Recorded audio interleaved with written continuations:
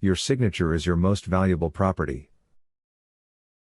Your property is pledged for the rest of your life upon your signature, and your promise to perform is pledged into perpetual debt. The bankers don't even bother to go to court, they leave it up to the agencies to administer the agency corporate public policy. It is the public policy of that agency to bill you on your promise to perform. If you don't pay, they follow up on the public policy on notice of default and give you one more chance to pay. Then they proceed to sell the property at a tax auction. They never go to court or appear in court to back up their claim against you. Did any of your government licensed and controlled teachers ever stress that your signature is your most valuable personal property? Did your government teachers ever tell you that any time you sign any document, you should sign it without prejudice, or with all rights reserved above your signature? This means you are reserving your God-given unalienable rights which cannot be transferred and all other rights for which your forefathers died. The corporate U.S. government provides, or at best pretends to provide for this reservation of rights under the Uniform Commercial Code, UCC, 1-207 and 1-103. You need more information in this area.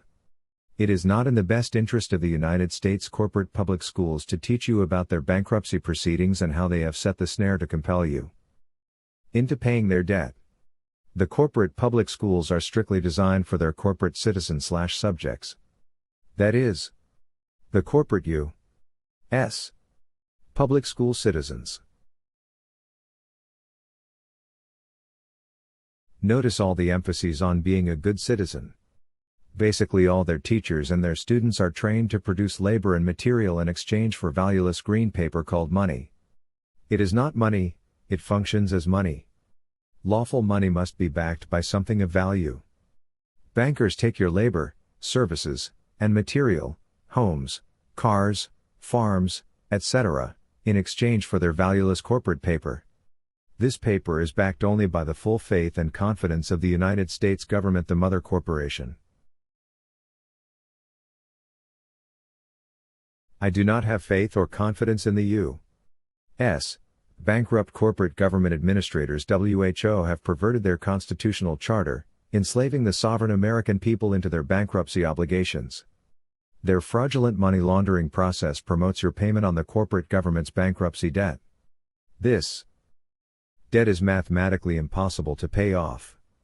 You and your family are in continual financial bondage to the international bankers. They love it so. Black's Law Dictionary 1990 defines money changers as business of a banker. Today handled by the international departments of banks. Let me think for a moment. What did Christ do to the money changers?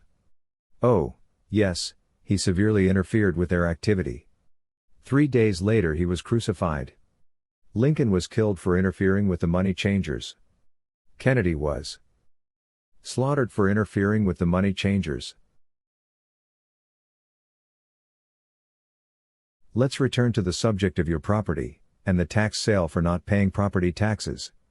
In this situation, under a standard deed, not common law deed, you are actually in default.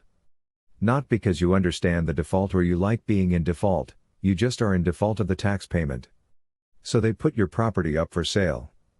At the tax sale, Joe Doe, average American, bids on your property and gets it. Now, there is a procedure he must go through step by step to establish. He is required to give you another chance. You have 6 months and a day to pay off the default. If, at this time, you pay off the amount the county says you owe, plus penalties, interest, tines, etc., then your property is taken off default status and it is yours to continue to pay taxes on the next year.